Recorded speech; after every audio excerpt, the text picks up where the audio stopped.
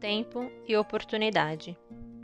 O tempo é o mais sábio e o mais justo dos juízes. A todos ele oferece as mesmas oportunidades de ascensão. Devagar, revela as mais ocultas intenções de todas as criaturas. Não menosprezes o valor dos minutos. Tempo perdido é bênção inaproveitada. O dia de hoje é a tua melhor oportunidade de conquista. Não cruze os braços, esperando pelos acontecimentos. Faze acontecerem a tua felicidade, a tua alegria, a tua paz. Agora é o teu momento de brilhar e preparar um amanhã tranquilo. O tempo é semelhante à gleba. Desenvolve sempre aquilo que recebe, produzindo de acordo com a semeadura.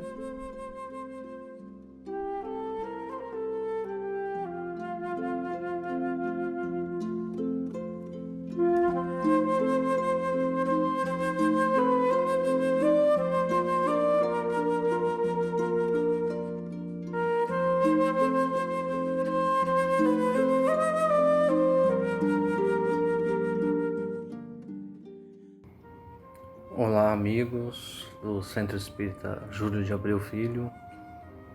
A gente agradece pelo convite feito pelo Gilberto e pelo Sandro para participar aqui de um estudo com vocês, algumas reflexões que a gente traz e agradecendo também por termos alguns recursos que nos permitem estarmos juntos apesar dessa situação de isolamento que a gente está vivendo, mas podemos continuar de alguma forma conectados, envolvidos com o bom estudo, com o contato, mesmo que virtual, com os amigos, com os companheiros das nossas casas espíritas.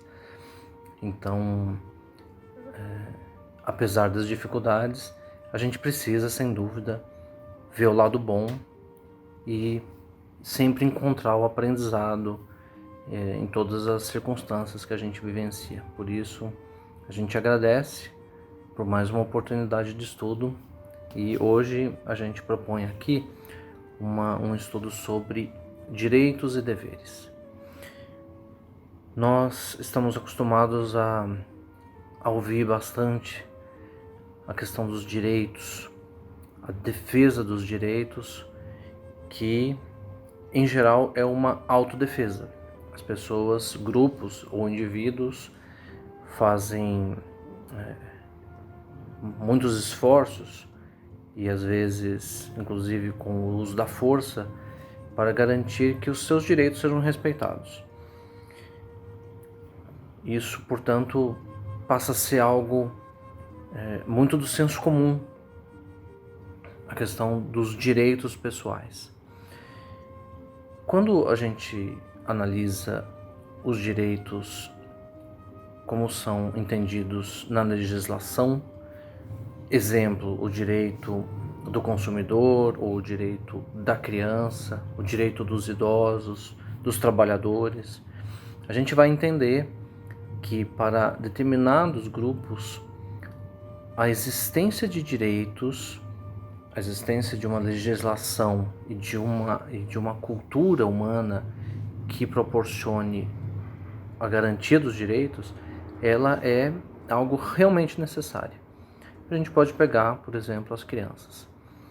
Não há nenhuma dúvida de que a gente precisa apoiar e cuidar da criança. Não há nenhuma dúvida. Porque na sociedade humana, na vida humana, isso é da própria biologia, uma criança ela não consegue se sustentar por si só. Ao contrário de muitos outros animais que facilmente, em pouco tempo, já estão se virando, no caso dos seres humanos isso não é verdade. Uma criança ela não irá sobreviver caso ela não tenha o cuidado de um responsável, de um adulto, dos seus pais, ou seja, quem estiver por perto. Portanto, no caso da criança, fica muito claro que os direitos precisam ser garantidos os cuidados precisam ser garantidos, e sem nenhuma condição.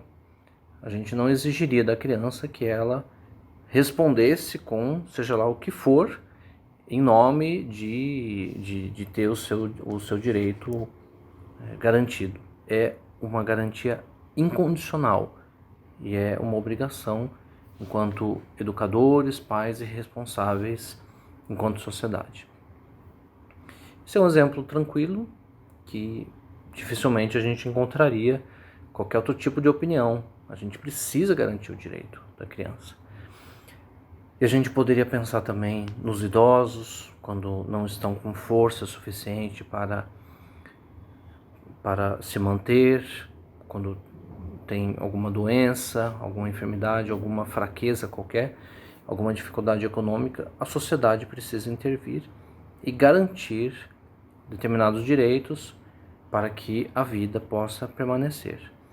E isso pode ser visto em outros grupos que são atingidos por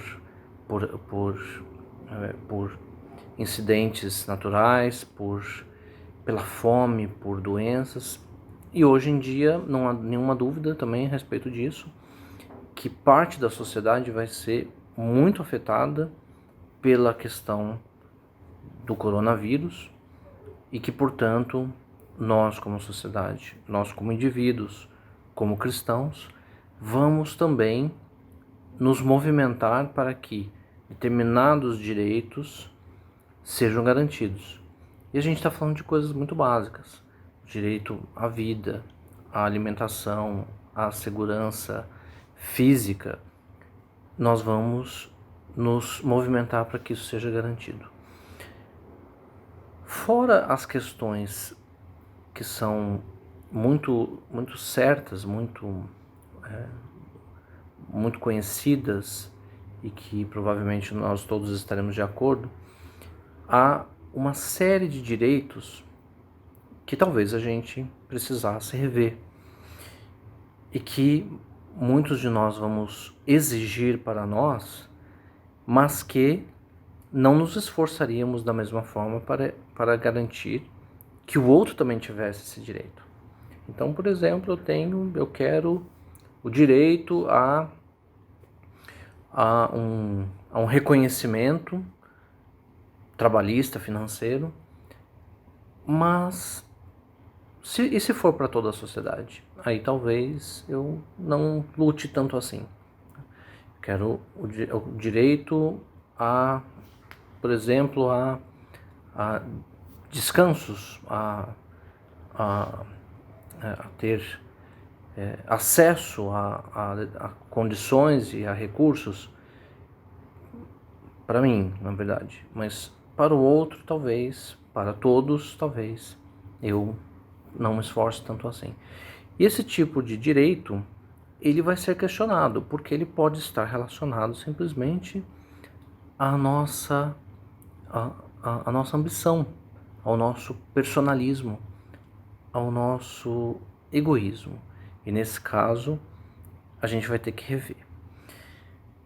Bom, vamos recorrer aqui, quando a gente fala do direito, a gente está falando de justiça. Vemos aqui na pergunta 876 do Livro dos Espíritos, justamente no capítulo sobre justiça, amor e caridade, a definição de justiça. Em que consiste a justiça? Pergunta Allan Kardec. E os Espíritos respondem: a justiça consiste no respeito aos direitos de cada um. Então, entre os direitos naturais e comuns da vida, respeitar esses direitos significa ser justo. Alguns são muito básicos: direito à vida, que não fomos nem nós, seres humanos, que proporcionamos que ela existisse, mas uma vez que ela exista, ela vai ser garantida. O direito à alimentação, à segurança, à dignidade, à higiene, ao saneamento. Muitos dos direitos não são garantidos, não acontecem, não são executados, mas eles permanecem, pelo menos, como alertas a nós e à sociedade como um todo. Muito bem, mas como é que se organizam esses direitos? Kardec pergunta. E então, os espíritos dizem, de acordo com a lei humana e de acordo com a lei natural. Isso é muito simples de entender. Parte dos direitos do ser humano estão garantidos e organizados na lei, só que a maior parte, nos avisam aqui os espíritos, a maior parte das relações entre as pessoas diz respeito a direitos que não estão na lei humana, e sim apenas na lei divina. Ok, então Kardec segue em frente. Se existe uma justiça que está organizada e definida segundo a lei divina, em que consiste esse direito? Em que consiste, sobre que aspecto a justiça se fundamenta na lei natural? E então a resposta é ao mesmo tempo simples e ao mesmo tempo extremamente esclarecedora. Dizem os Espíritos que o Cristo nos disse querer para os outros aquilo que nós queremos para nós mesmos. É eu querer para o outro aquilo que eu quero para mim. Eu querer que o direito que inicialmente eu exigia para mim, eu vou exigir para o outro. O esforço que eu fizer para garantir o meu direito, eu vou reconhecer no esforço que o outro também faz em reconhecer o seu direito. Muito bem. Então Kardec faz aqui um comentário que, se nós como cristãos realmente incorporássemos isso à nossa vida, nós alteraríamos a face do planeta. Na verdade, em muitas ocasiões, nós vamos respeitar isso, especialmente quando nós vestimos a camisa do cristianismo, quando a gente sai para fazer os nossos trabalhos, que são exercícios muito nobres que nós fazemos para que no futuro nós sejamos o tempo inteiro justos. Talvez hoje não sejamos o tempo inteiro justos, mas em alguns momentos a gente percebe a justiça e nós nos obrigamos a ser justos. E então diz Kardec no seguinte termos: desde todos os tempos e em todas as crenças, o homem sempre procurou fazer prevalecer o seu direito pessoal. O sublime da religião cristã foi tomar o direito pessoal por base do direito do próximo. Nesse sentido mesmo. Como é que eu sei se isso é justo ou não, se algo é justo com relação ao outro? Basta pensar no que nós íamos querer se estivéssemos no lugar dessa pessoa. Essa regra, ela não tem falhas. A gente pode pensar de diversas formas, sobre diversos aspectos. Quando nós nos colocamos no lugar do outro e tomamos uma decisão, nós sempre iremos acertar. Não haverá falhas. Respeitar o direito, lembra daquela história que a gente ouvia, né? O meu direito começa quando termina o do outro, ou o direito do outro começa quando termina o meu. Eu ouvi a minha mãe falar isso, né? Ou seja, faz muito tempo, quando a gente estava ainda aprendendo a viver, bem criança. E agora um pouco mais adulto, né? Um pouco mais crescido, a gente tem essa mesma ideia, mas colocada de uma outra forma. E isso está no texto O Dever, no Evangelho segundo o Espiritismo, capítulo 17, Sede Perfeitos. Um texto do Espírito Lázaro que é um texto inspirador, um texto que nos eleva, que nos convida a sermos melhores do que somos. Nos convida, nos traz uma ideia tão bonita da virtude que é o dever, que nos faz ter vontade de cumprir o nosso dever. E ele conceitua o dever nos seguintes termos: o dever começa precisamente no ponto em que ameaçais a felicidade ou a tranquilidade do vosso próximo, e termina no limite em que não desejaríeis ver transposto em relação a vós mesmos. Veja que interessante, e quando a gente fala do direito, e isso tem a ver exatamente com a opinião de Kardec, de que a gente quer fazer prevalecer o nosso direito. Portanto, o direito do outro começa quando termina o nosso. Então, a gente pode pensar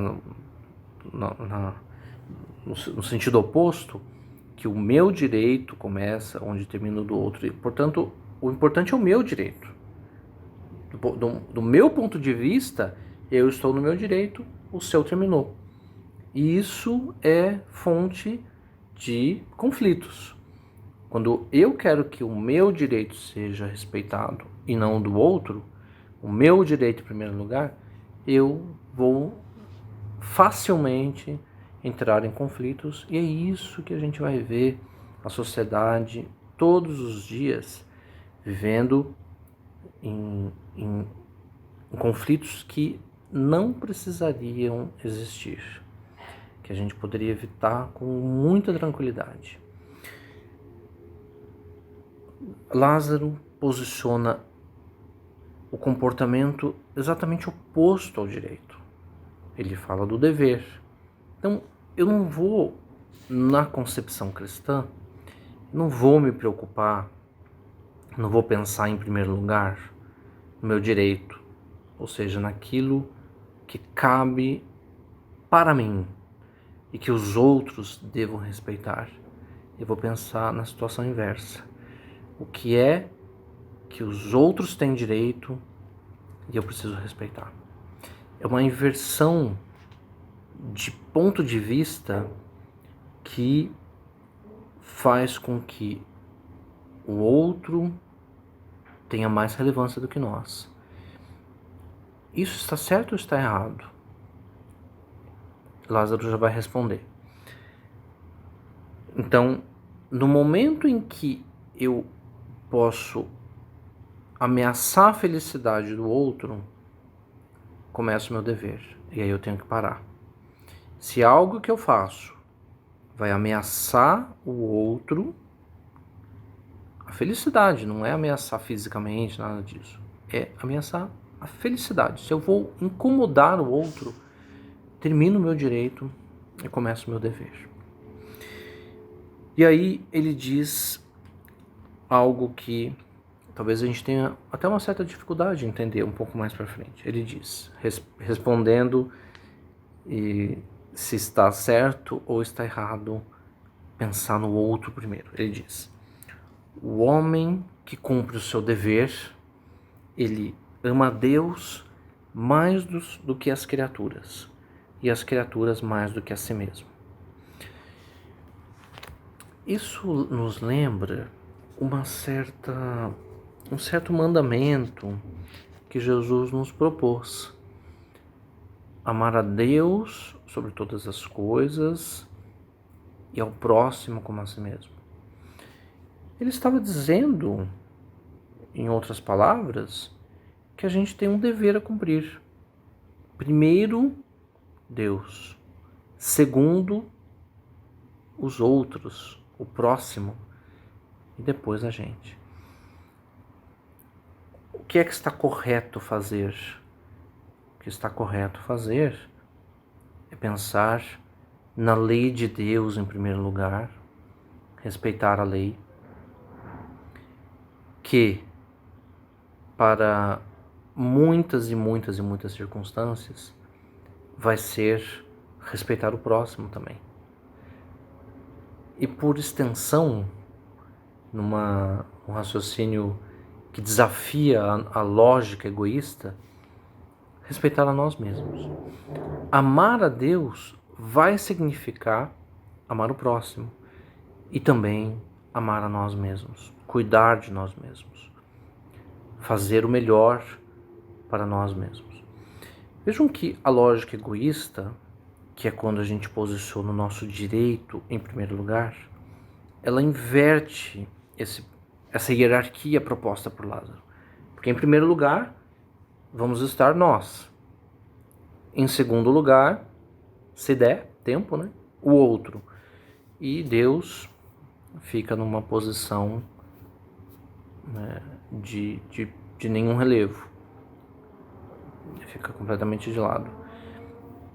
Esse tipo de concepção faz com que a gente, certamente faz com que a gente, em muitas ocasiões, nós vamos estar descumprindo a lei de Deus, aonde está definido o que é o certo e o que é o errado. Cumprir a lei de Deus significa fazer o bem e, portanto, nos aproximar da felicidade. Não cumprir a lei de Deus significa fazer o mal e, portanto, estar numa situação de infelicidade. O egoísmo, ele faz com que a gente não perceba o bem que nasce de fazer o bem. O bem e a satisfação que existe em nos oferecer aos outros, em dividir as nossas coisas, o nosso tempo, os nossos recursos. O egoísmo impede essa visão. E é precisamente ele que impede que a gente cumpra o dever moral. E a gente pode pensar, né? Lázaro avisa, né, que ele não está discutindo os deveres sociais, deveres dos nossos trabalhos. Ele está falando de dever moral mesmo, o dever como obrigação moral. E a gente pode pensar nas diversas situações em que nós ou o outro temos um direito moral que a gente gostaria que fosse respeitado. E a gente pode pensar o direito a ser respeitado, a receber o respeito dos outros, seja pela nossa presença, pela nossa ausência, pelos nossos acertos e erros, pela cor da nossa pele, pela nossa orientação sexual. O respeito que a gente deve a alguém está dentro dos deveres morais. É um direito que assiste a todos, embora nem sempre a gente ofereça respeito aos outros. Um direito, por exemplo, a uma segunda chance, porque a gente pode errar e precisamos ter o direito de errar e o direito de sermos recebidos, de termos uma segunda chance, de nos recuperar daquilo que erramos. Um direito moral que nem sempre também respeitamos.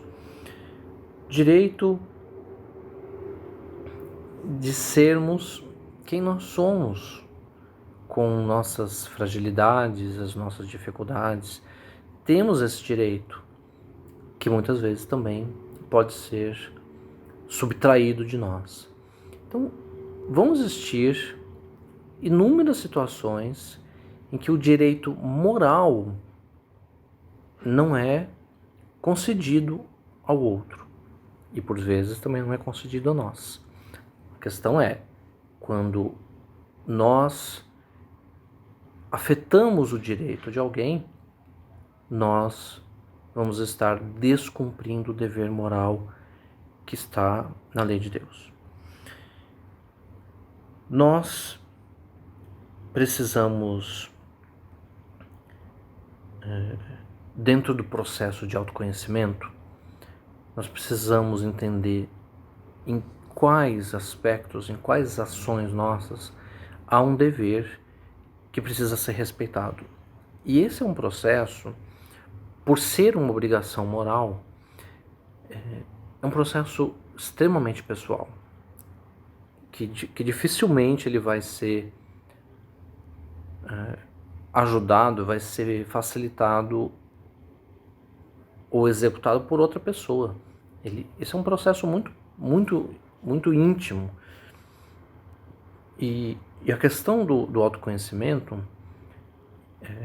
talvez a gente tenha dificuldade de entender como que um processo tão simples de autoconhecimento como proposto no Livro dos Espíritos, que é simplesmente rever a nossa ação, o nosso dia, que é uma proposta de Santo Agostinho.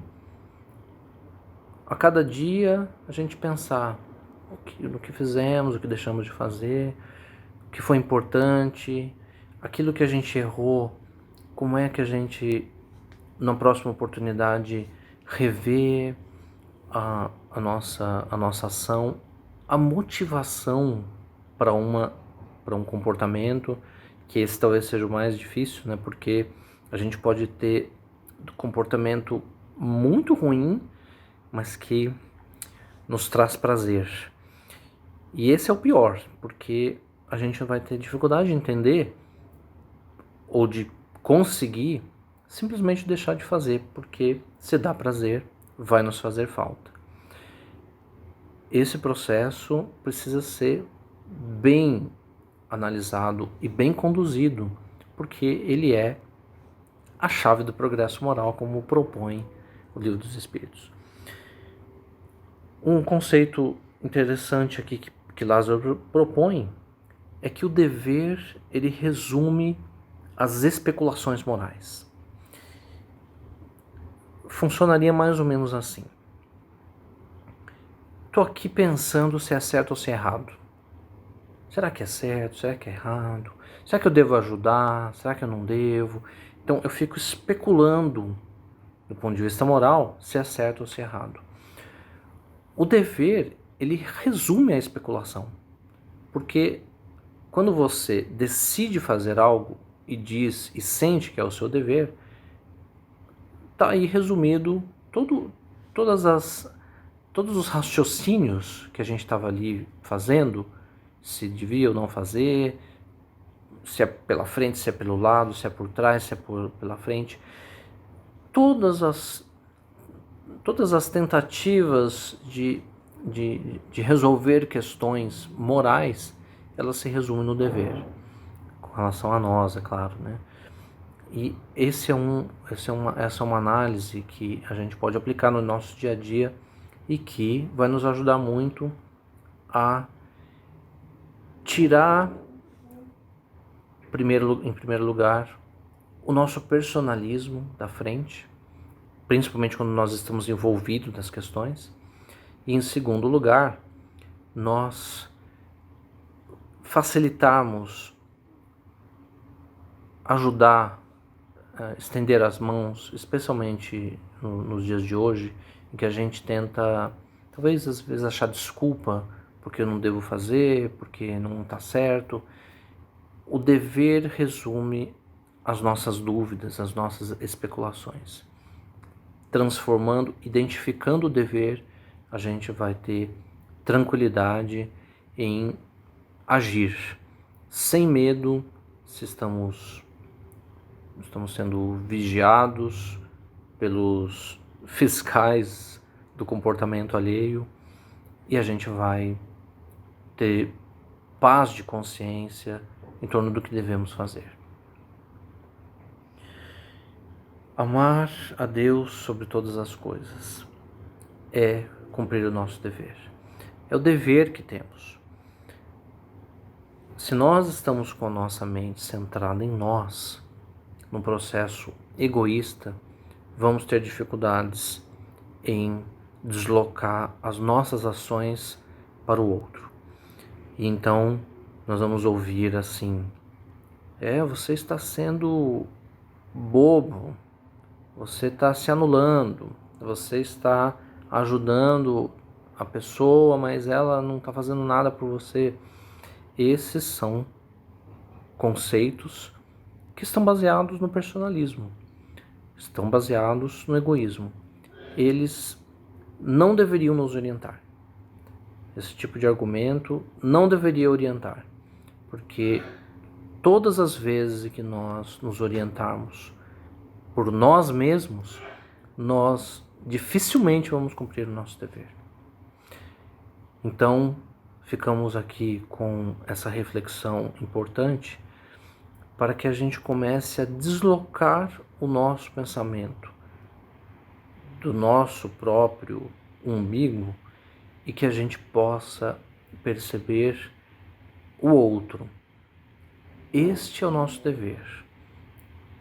Em primeiro lugar, compreender, aceitar que isso é importante para nós e, em seguida, em todas as oportunidades que tivermos, nós exercitarmos e, portanto, cumprirmos o nosso dever. Essa é a nossa tarefa, nosso convite para agora, para esses momentos de dificuldade, momentos em que a gente se sente ameaçado em nossa própria sobrevivência, nós dificilmente vamos conseguir pensar no outro, que é quando a gente percebe o sentimento de abnegação que pode existir dentro de nós. Agradecendo por essa oportunidade de reflexão com os amigos do Júlio de Abreu Filho. Um abraço a todos.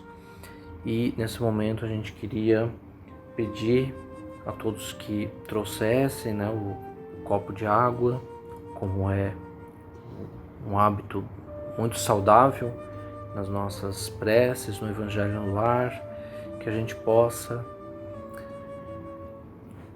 nesse momento, nos concentrarmos, nos dirigirmos a Deus, pedindo a sua harmonia, a sua paz, que possamos nos envolver e, nesse momento, convidando a todos que estão nos assistindo para que agradeça a Deus. Obrigado, Senhor, pela nossa existência, pela nossa vida, pela compreensão que a cada dia adquirimos a respeito das nossas tarefas a cumprir. Que o Senhor possa nos inspirar sempre, que a cada decisão o Senhor e a sua lei possam estar na nossa consciência e em nossa emoção, para que saibamos decidir melhor como tratar o outro, o próximo, como respeitar, como amar o nosso próximo, ainda que seja algo bem difícil para fazer, mas que a cada dia, a cada oportunidade, possamos dar mais um passo na compreensão da necessidade de respeitar o nosso próximo e da importância que o próximo tem na nossa descoberta da sua lei em nós. Obrigado, esteja conosco mais uma vez, que assim seja, graças a Deus. Agradecendo a todos os amigos do Centro Espírita Júlio de Abreu Filho, a gente se despede e até uma próxima oportunidade. Muito obrigado.